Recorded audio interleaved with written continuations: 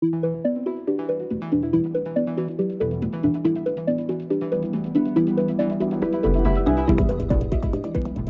Besa Luce, and welcome to K2.0's podcast, Other Talking Points.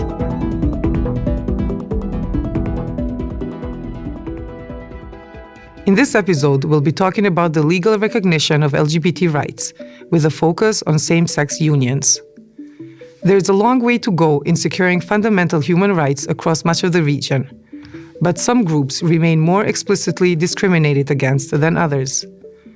When it comes to the human rights of LGBT people, we see that governments in our region often dismiss the fact that queer people are deserving of all the rights and respect as any other citizen. Recent legislative discussions in Kosovo about a new civil code demonstrated this tendency.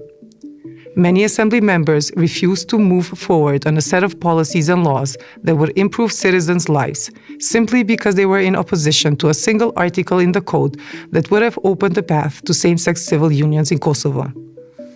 During the parliamentary discussions, we witnessed representatives, many of whom were from the Progressive Left Party, demonstrate that they don't see LGBT people as full citizens. Homophobic statements in the assembly echoed out across the country and prompted hate speech on social media, marking a setback for the fights for human rights. Similar institutionalized homophobia is common in neighboring countries.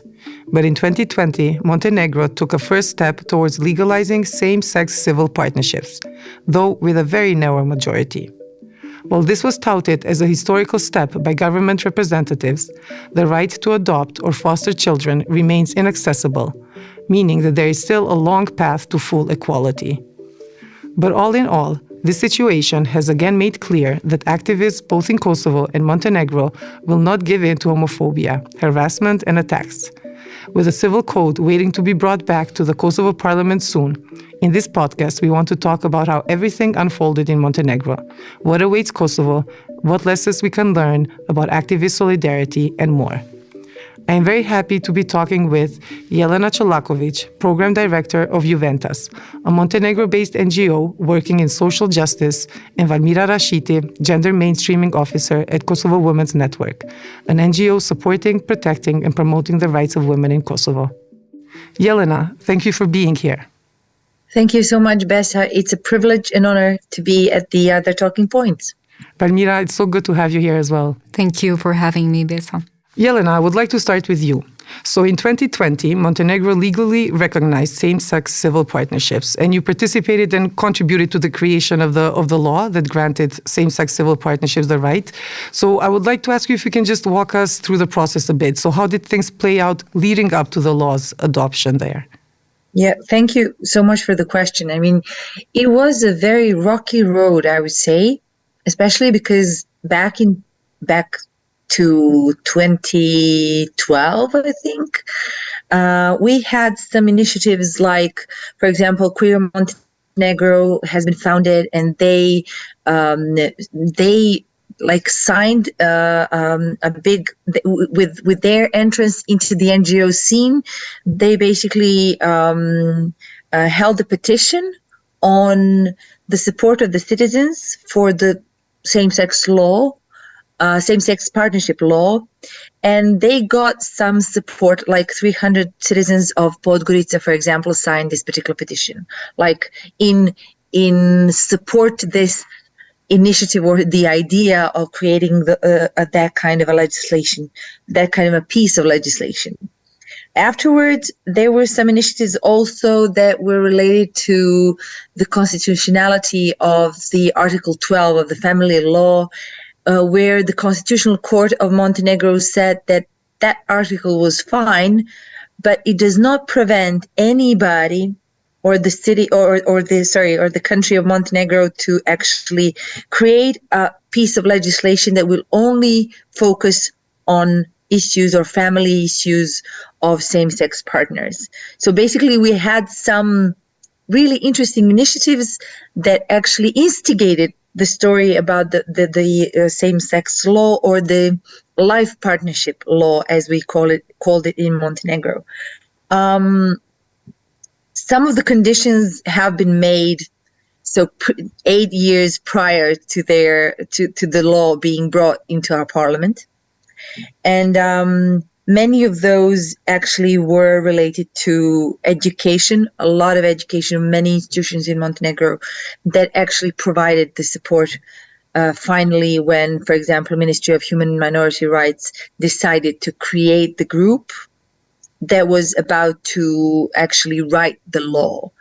Back in 2016, Juventus and Queer Montenegro, along with our partners, we created a draft of the text.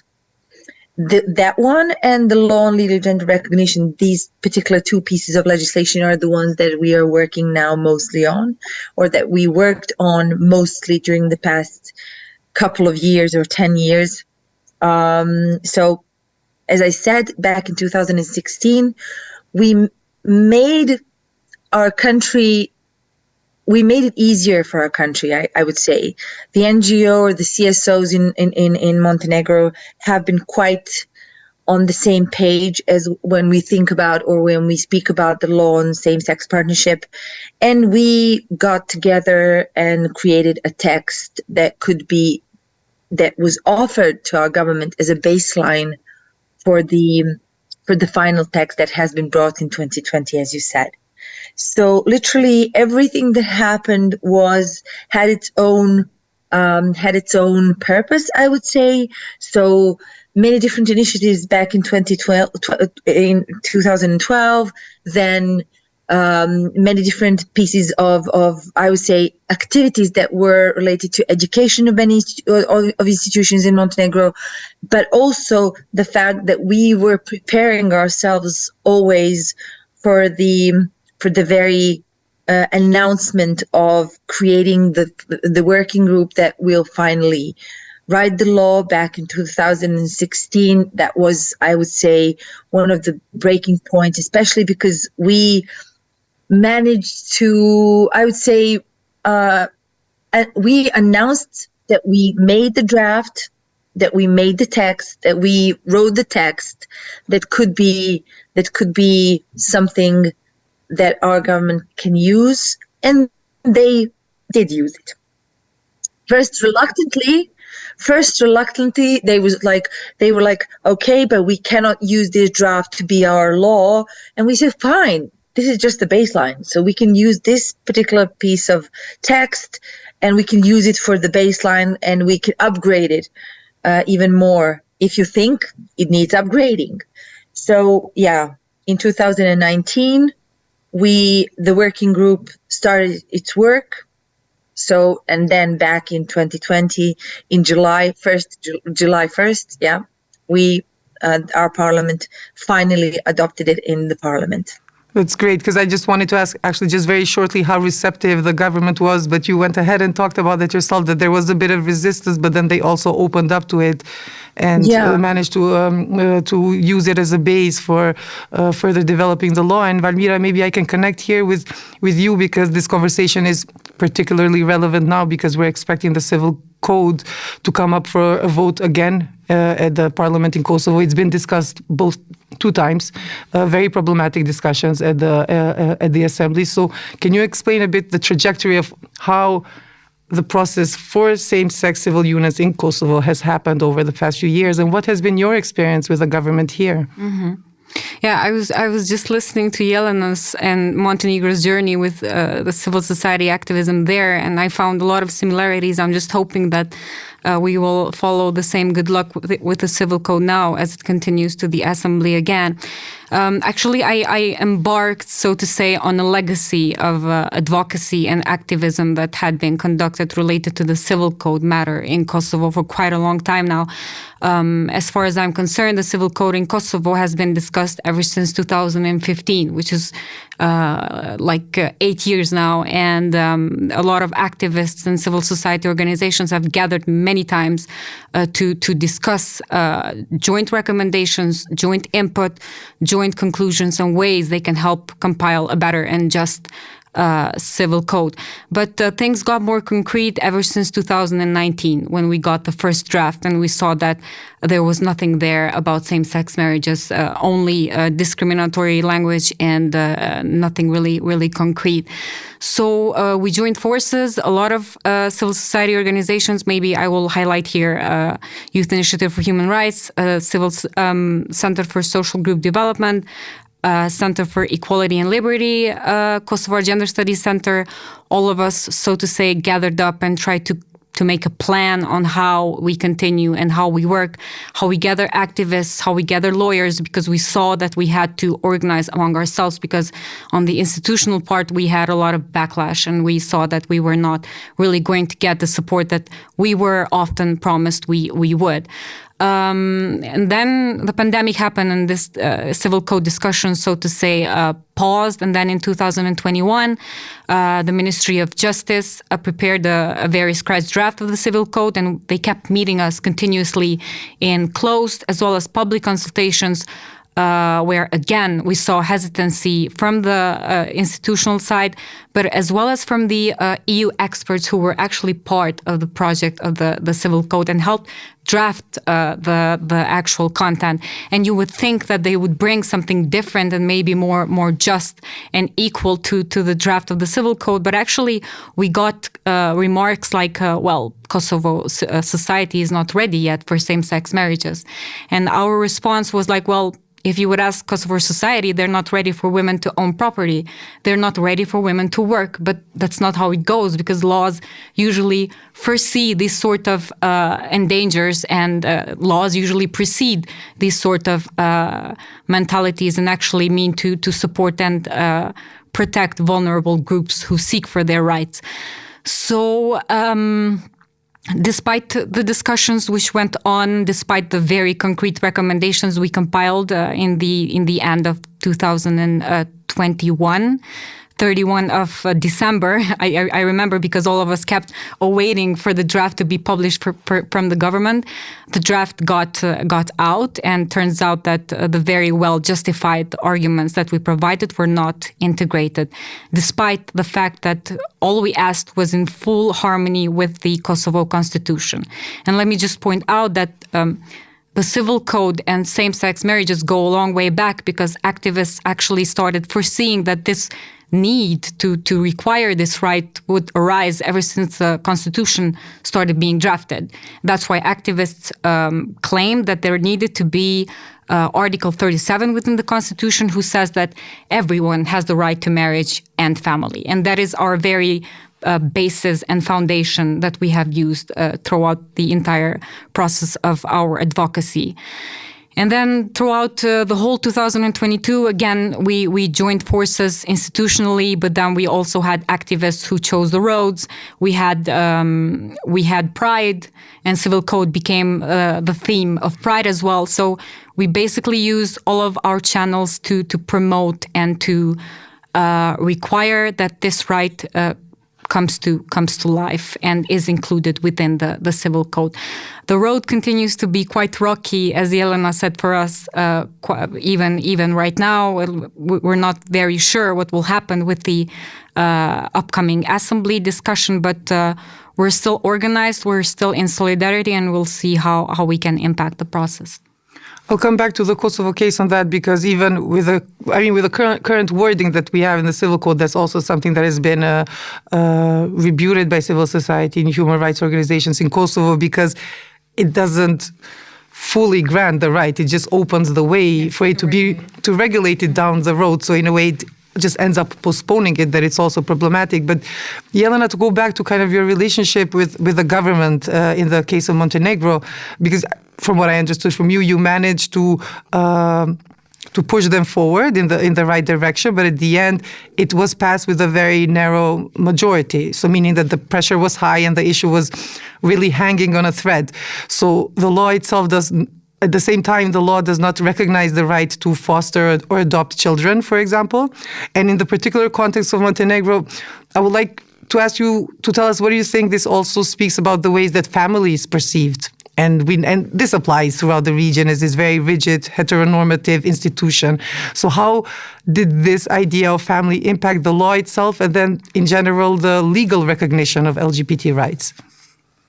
I'm gonna say that the back in 2012, as I said, there was a initiative that was about to problematize the constitutionality of the Article 12 that was defining family in our family law. And the Constitutional Court says that there's nothing wrong with this particular definition. It's fine. It's a union between man and woman with kids.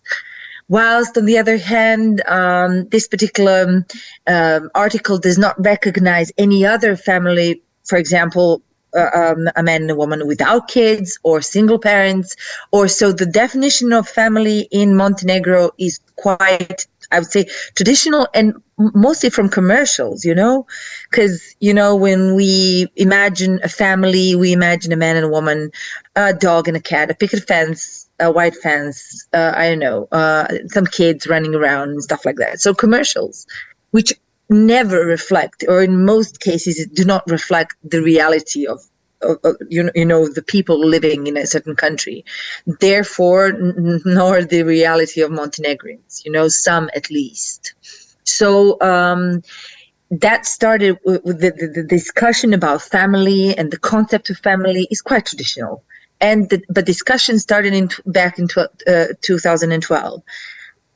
At the moment, I would say that our relationship with the institutions has always been a struggle, and I see that the same happens in Kosovo as well, especially because the civil society organizations are the ones who are managing to kind of do the work of the government instead of them. It reminds me of the cartoon Is No Good, because he wants to be a sultan instead of the sultan. So somehow civil society performs instead of the governments, and it's this case is mostly in the majority of our countries in the region. So as I said, the perception of family is quite traditional, and I think that that's the same in all of the countries, in our countries in the region, for sure.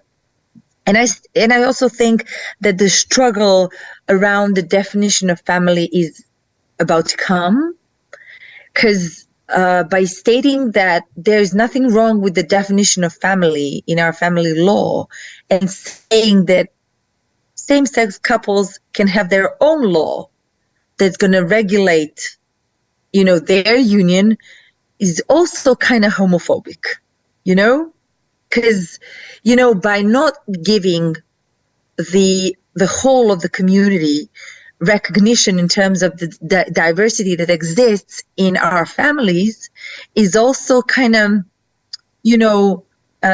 I would say that the law on same-sex partnerships, or the law on life partnership in Montenegro, has been I would say, a compromise, especially because it does not put us in an equal position with all the other, especially heterosexual community that has the possibility to foster or to adopt or to, have kids.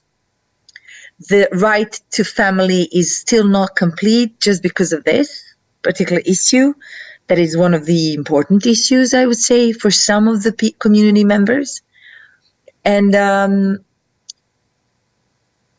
I would say that we missed our opportunity for the law to be on life partnership, to be open to everybody, no matter the sexual orientation, which was the intention at the very beginning of our journey. When we became, some of us from the civil society, when we became members of the working group that was about to write the law, the idea was that the law is to be open to everybody. So not only same-sex couples, but also heterosexual couples that don't want to be in a marriage, don't want to be in a civil union, but they want something completely different, or something a bit different, which is life partnership. That was rejected because at that point it was too progressive, I would say, even for the working group that was about to prepare the law. We had our own struggles in the group as well. So many of the people that were in the group did not fully grasp the concept of a different family that for sure exists in Montenegro and it exists in Kosovo as well. It's just not legally recognized. So the living reality of people is there. We have partners, we have life partners that are living their realities, and they have kids as well. It's just, I don't know, the majorities, I would say, how should I put it? There's a specific expression in English language that I cannot remember now, but it's, they're privilege, but that they are not using to just recognize that there are families that are different than theirs, whilst at the same time, these families are the same as far as love is concerned. We share the same feelings, but we share also the obligations that come with what we call family, right? Exactly, and I think. Yes, Yeah. sorry, because if you want to continue. No worries, Yana. it's fine. No, but I think you brought a very important aspect to this discussion because family in our region, family in patriarchal societies usually is understood only with this role of reproduction, and where the only kind of purpose of family is for a man and a woman to be together and to reproduce and to bring to the nation more children and whatnot. Because when you mentioned the idea that partnerships are not necessarily something that should be exclusive only to, let's say, the LGBT people, but partnerships can also be unions that heterosexual couples can also enter into it, and I think that would then potentially just challenge the notion of family itself. And how have you seen, Valmir, this discussion taking place? Because in Kosovo, because last year in particular, when the civil code was being discussed, I think there was extensive homophobic language at the assembly, and we saw that notions of family are very traditional, and it's exactly the same family that also oppresses a cis woman as well. So how did you see this conversation taking place? And then was there any discussion for unions to be recognized also for outside of same-sex couples? Could it be something maybe as not a solution, I don't want to use that word, but maybe as a good step forward in challenging our ideas and expectations of what a family is in general? Yes, no, certainly the same reflects also in Kosovo. I mean, we had the very head of the Committee of Human Rights and Gender Equality in Kosovo who got up in the assembly and said that what you're proposing is against the public morals and traditional values in Kosovo. So when you have someone in that level talking like this and promoting values that are not really values, it gets quite discouraging for activists, for persons belonging to the community to continue seeking for their rights. But a similar understanding of family and traditions also reflected quite a lot in Kosovo discourse. It even reflected in the article itself, which is proposed in the Civil Code.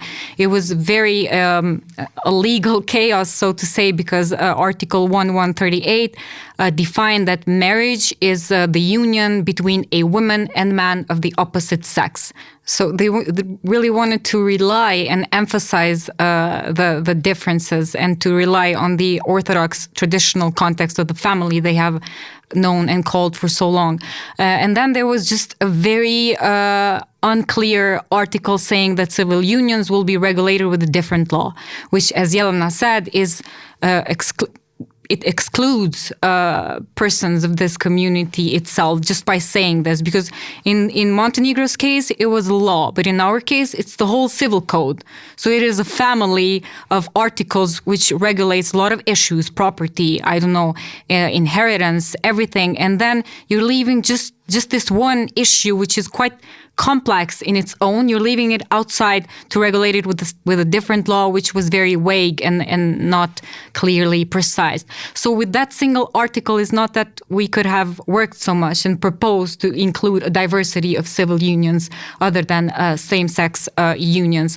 And to be honest, we had persisted on going with marriages because it would have been quite easy simply to remove references of women and men throughout the entire text and just apply what our constitution already has. Just use gender-neutral terms and say that marriage is a union of persons, of spouses, and it would have been quite easy to navigate and fix the issue. However, they decided to emphasize the differences and rely on that very traditional understanding of family and marriage between women and a man.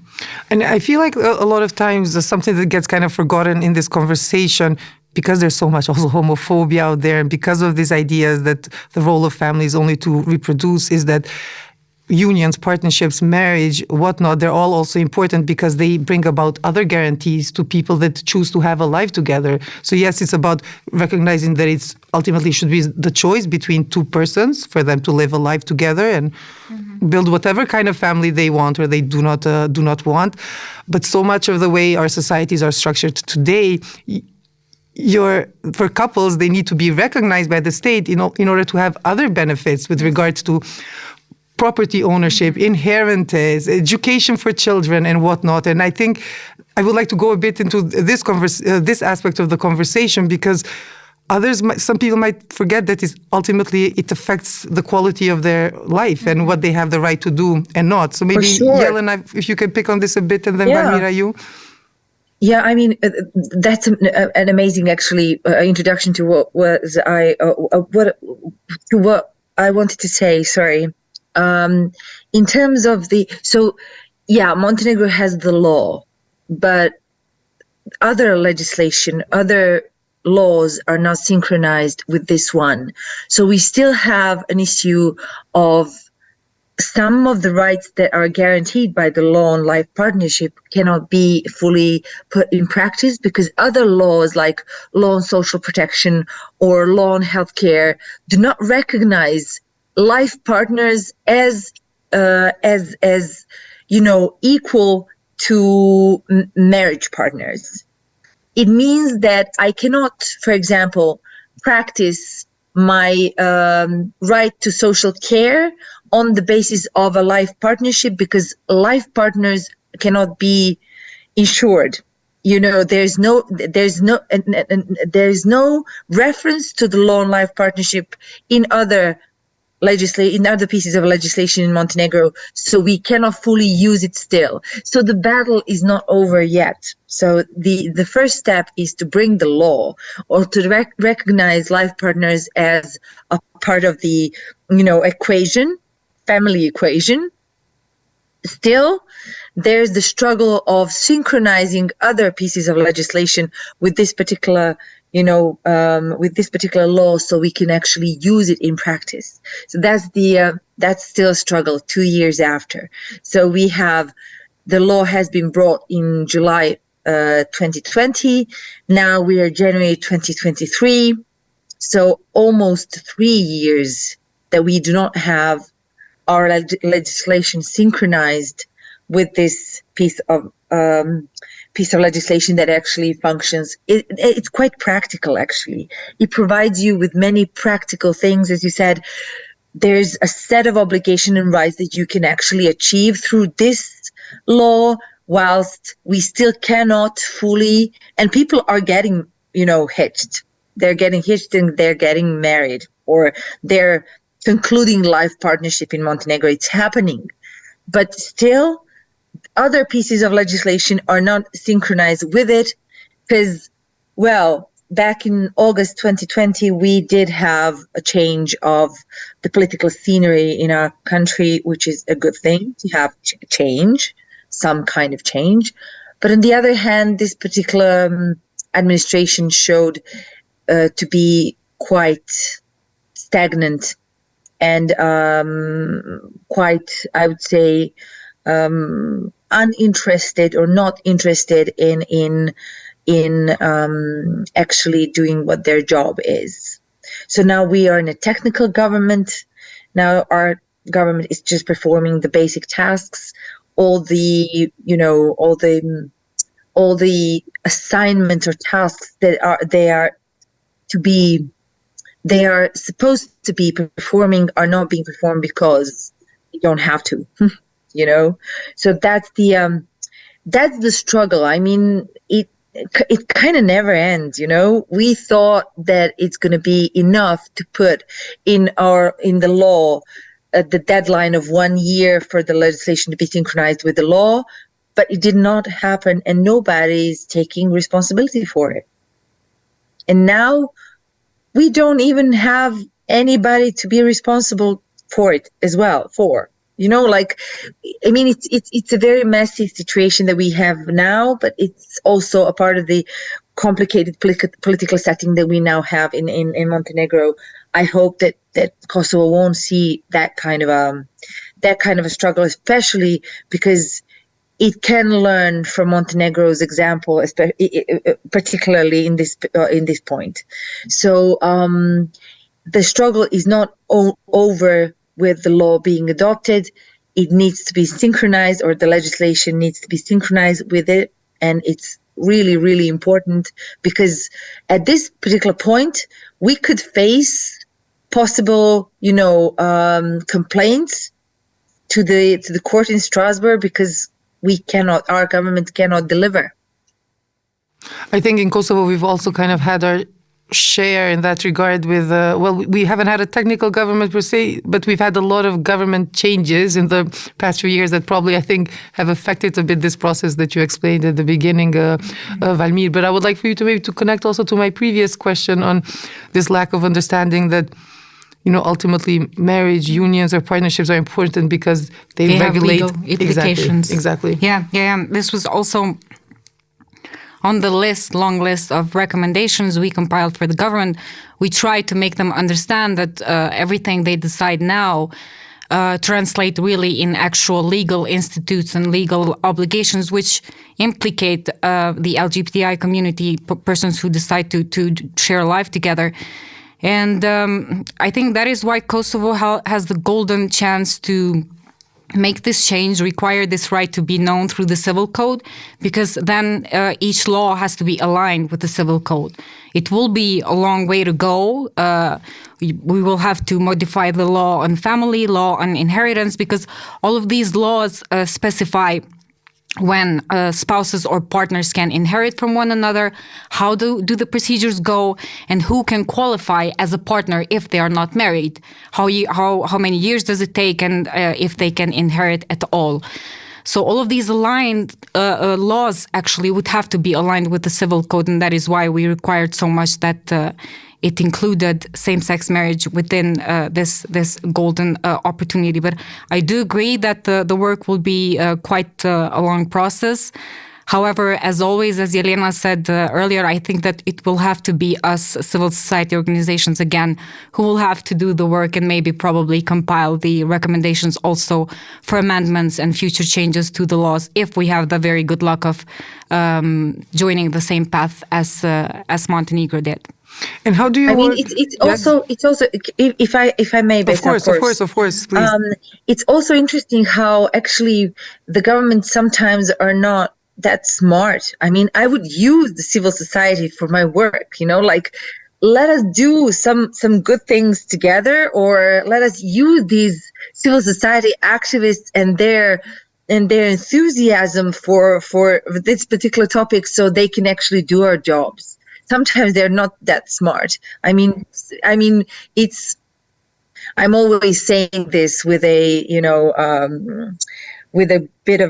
grain of salt. I mean, I love my job. I love being an activist, and I love the fight that we are putting them through. But it's also something that is quite frustrating, as in many occasions I feel that our societies can be smarter than this. They all can understand what freedom means, also what family means, what are the values that, or at least the values that we brag about, that we cherish. and that we brag about, everybody can understand the concept. It's kind of devastating to see that this particular concept is only reserved for some and not for the others. And I don't know. I mean, I wish that, and I also think that another momentum, which is, the global momentum of far-right politics being stronger more than ever, the anti-gender movement being stronger than ever, all of these things kind of collided into one big mess at the moment. So I guess that the overall momentum is quite tense. And we had Corona like 2 years from, I mean, in the previous 2 years. So it's not like we had the best time of our lives. Still, it's something that we need to take into consideration. All of these things we need to have into consideration when we speak about, the overall political moment where we will put ourselves out there and fight for a thing like family. I know. I mean, it's also something that we need to take into consideration.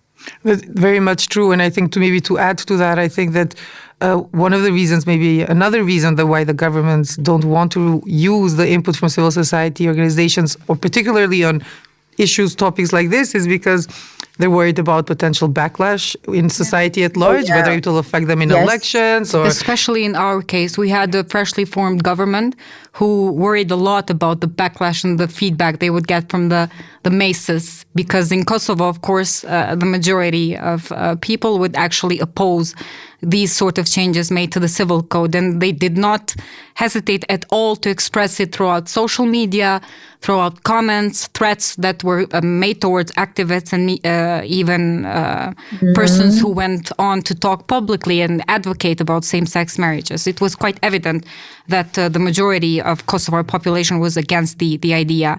And with the newly formed government, you can probably understand that it's not like they didn't actually know how to integrate these sort of legal adjustment, but they hesitated also because of the feedback they would get from their electorate. And I want to connect with you to continue, Valmir, a bit on this, because you were also part of the meetings with the Ministry of Justice before the draft civil code was sent up for a vote. And I think there was this promise from the government to yourself and other civil society organizations in those meetings that your recommendations as an advocating group will be seriously considered, and that did not really take place. And I think they also played with it a bit, because they kind of said, well, yeah, we got the input from civil society and we took it into consideration for all women rights related issues. But then they completely ignored the part when it came to same-sex unions. One, it shows that for them, there's only one way of being a woman. It completely excludes lesbian women, transgender women, but also... That's why we're having the hesitancy with the Istanbul Convention as well. Yeah, exactly. So also I think...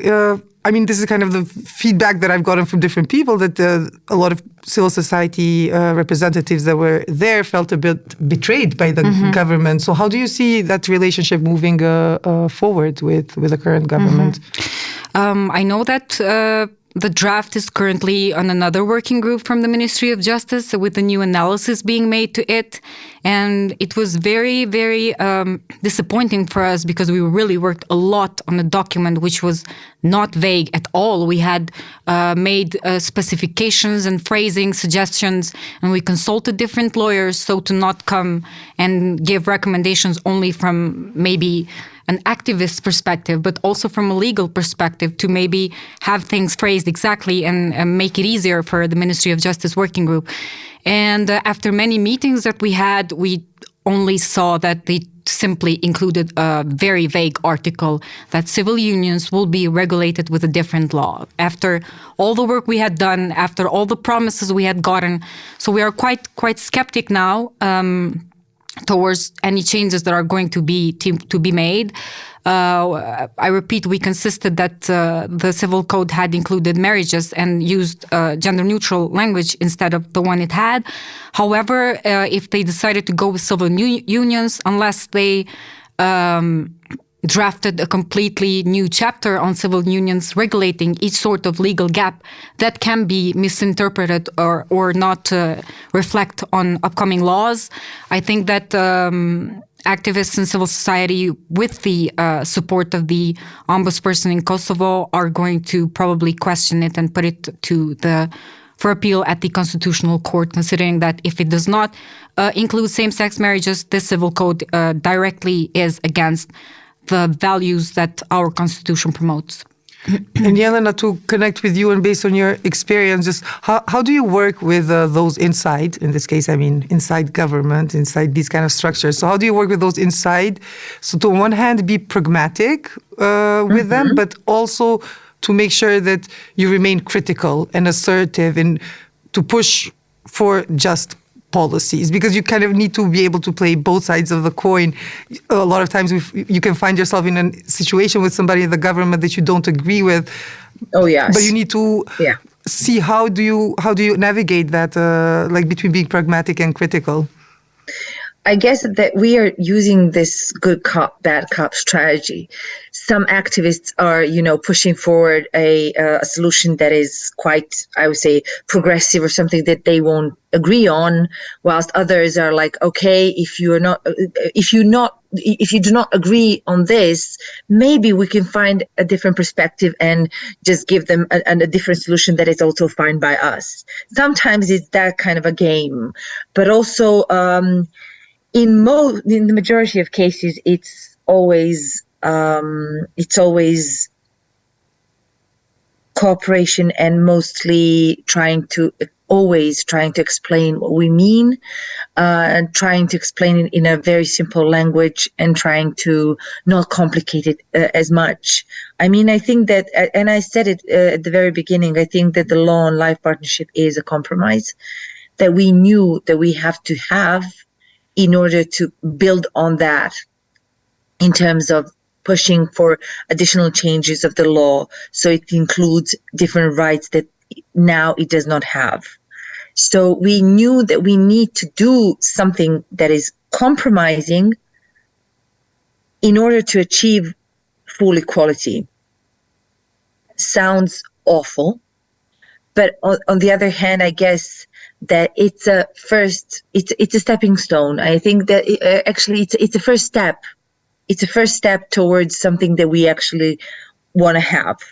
So, and I also wanted to just to comment on something that has been said about the electorate and their votes and how politicians lose votes if they support or show support to human rights of LGBTIQ people. There was a research that has been done before we entered into battling over life partnership law. And there was a research that actually proved that politicians are not losing support if they show that they are pro human rights of LGBTI persons. And we use this as an advocacy tool for everything that we've done, and especially for the law on life partnership. We told them that there was a representative research that has been done in our countries that showed that politicians are not losing their electorate or they're not losing votes if they show support to LGBT human rights, which was a good strategy, just because they are always saying that they will lose votes and that they will lose support of their electorate if they, do something this progressive. Could you kindly share it with our government, please?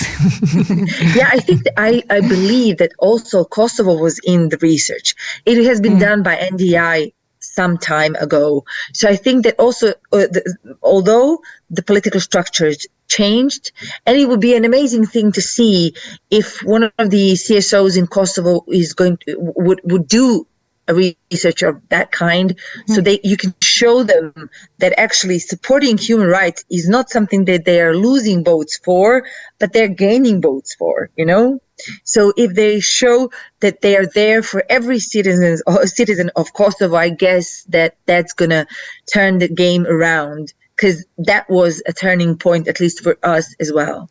And I mean, just it to was, just to connect here, Jelena, because you also mentioned at the beginning that back in 2012, if I'm not mistaken, there was also a petition by citizens in Yes. Podgorica supporting recognition of partnerships. And since then, since the passing of the partnership law, do you see, also just anecdotally, or maybe you also some other research, but do you see just a change in the larger culture in Montenegro when it comes to, in general, recognition of LGBT rights?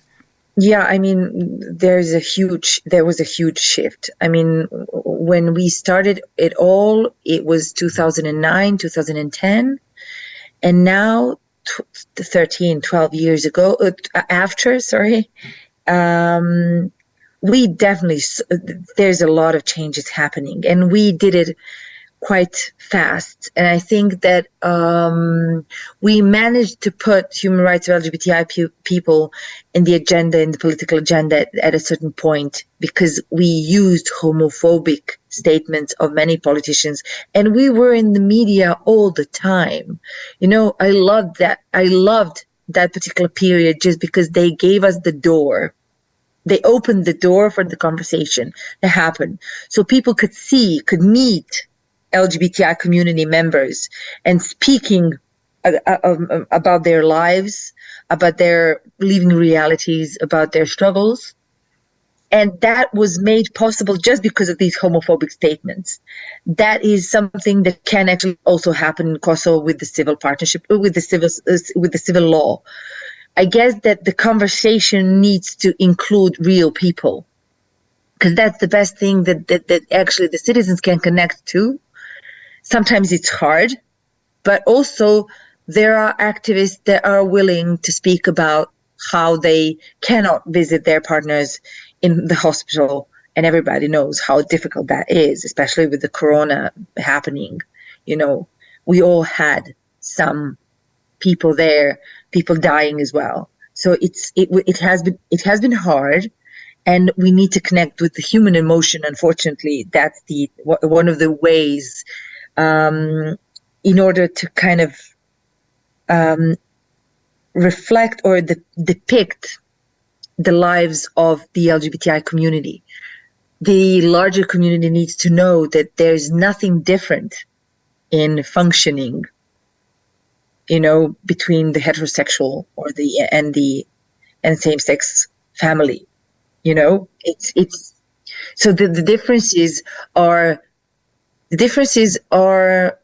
in the level of a statistical error, whilst the similarities are vast, like in the domain of paying the taxes, in the domain of paying the bills and doing the grocery.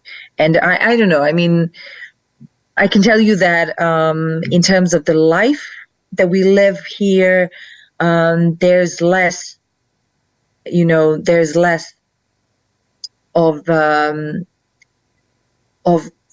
strange looks when two girls or two boys are just shopping in the grocery store in comparison to 2012 or 2010, because the conversation has been going around all the time.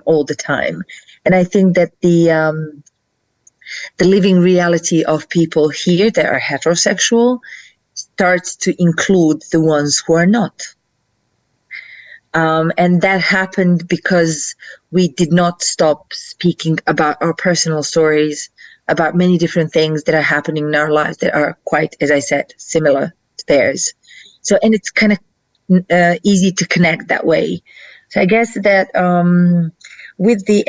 it's always difficult to change people's minds. It's easy to change the law in comparison to the previous one. So, and the best way to do it is literally through personal examples or human examples that are people living amongst us, that are, you know, that are living these lives that we so despise, you know, in theory.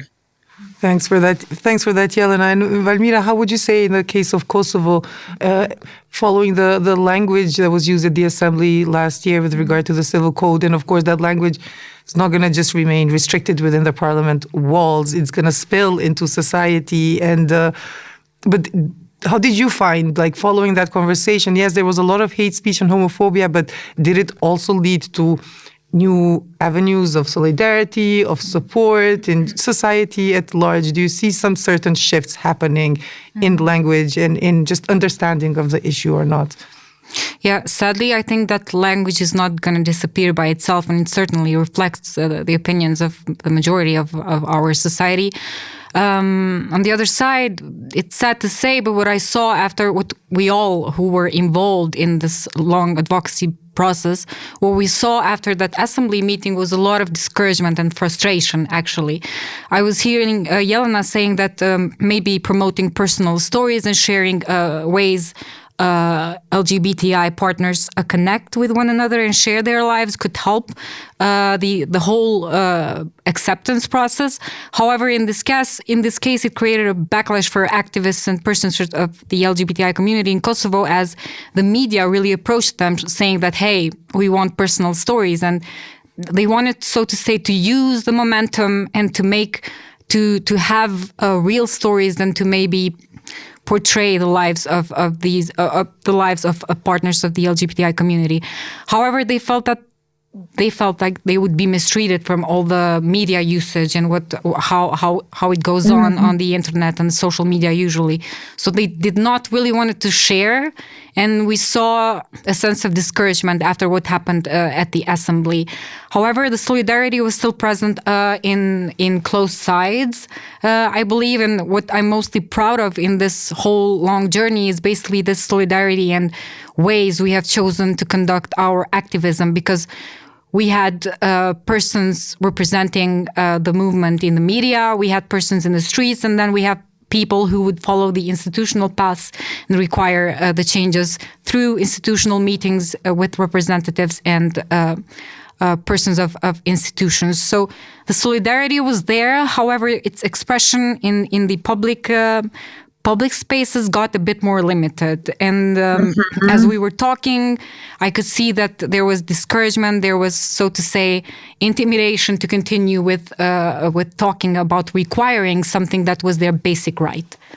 I don't think it was the same case as it was in Montenegro, because I think it is my personal perception, but also from the conversations we had as a group, similar assembly discussions where hate speech is conveyed in such a free culture of non-punishment way, it has its implication, and it can quite limit anyone who belongs to the community to freely express themselves any further. But just to conclude, I totally agree. I have to say, I totally agree. It happened also in Montenegro. We've been. Well, the discussion on the law has been happening, and we were behind a screen, a kind of a plastic screen that was that divided us from the MPs. And I remember how they actually insulted each other by saying things like fag and different kinds of insults out there, like in the public space, and nobody was held accountable for that, so the same happened here, literally the same happened here, and they did it despite knowing that we are behind the screen. We were there, we were present during the discussion, and we also saw how many manipulations happens because our parliamentary sessions have been broadcasted. I don't know whether that's the case in Kosovo, but we have our parliamentary sessions broadcasted in our national television. Yeah, same here. We have the parliamentary channel, so everybody that is interested in Montenegro can actually watch it and watch them having a discussion. While the cameras are on, the conversation is full of insults and full of insults and full of, this tension that needs to actually rise also in the general population as well. Whilst when the cameras are off, they're drinking coffee and asking how their family members are. How are yours? Yeah, mine are fine. Thank you so much for asking. Whilst on camera, you can see them insulting each other in the very worst manner possible, saying that the LGBTI community is kind of sick, immoral, sinful, and stuff like that. And you can see that actually sometimes the disguise is obvious, like we are doing this because we need some votes from the conservative population or part of the population. And we know how to get them. We will get them by undermining and humiliating others that they don't like, or that the majority doesn't like. There was an interesting thing. We worked with some MPs during that particular time, and we provided them with the argumentation for their own, for them expressing their supportive standing point for the law, for the community. So I guess that there's also a way to infiltrate, I would say, and find some allies amongst the MPs that are strong enough to convey the message of, a different message of respect, a message of understanding and respect, I would say. So, and I completely agree that the message that is being constantly out there is quite discouraging for the community, especially. But also, I know that the civil society in Kosovo is quite brave, and I would say that it will endure certain times that are ahead, which will be for sure quite challenging. And you will have our support for sure, and you can count on us all the time. Just for the sake of, not only for the sake of, just pure solidarity, but just because we know what you are up against. And we have come actually now at the end of this episode, and that helps to end, because I do think that within the LGBT movements in the region, for sure, other movements as well, but specifically the LGBT rights movement, there has been a lot of space for that kind of solidarity and a knowledge sharing, and experience sharing. And this is just one other struggle. So recognition of partnerships, unions, marriages, I think is just another place where a lot of that has happened, and it of course can happen. And just to also end in another positive note is that I also do see, especially from the role as a media, as a journalist, editor, that there is also more of a vocal resistance also building up there. So if the governments in the region need to think just in terms of votes, there's a growing pool of voters who want these progressive recognition of rights for everyone. So Jelena and Valmira, thank you so much for this wonderful conversation. Thank you so much for inviting me. It was a pleasure and a privilege, I have to say. Again. Just the same. Thank you for having me. It's quite great timing also, since we're having the Civil Code coming up in the Assembly too.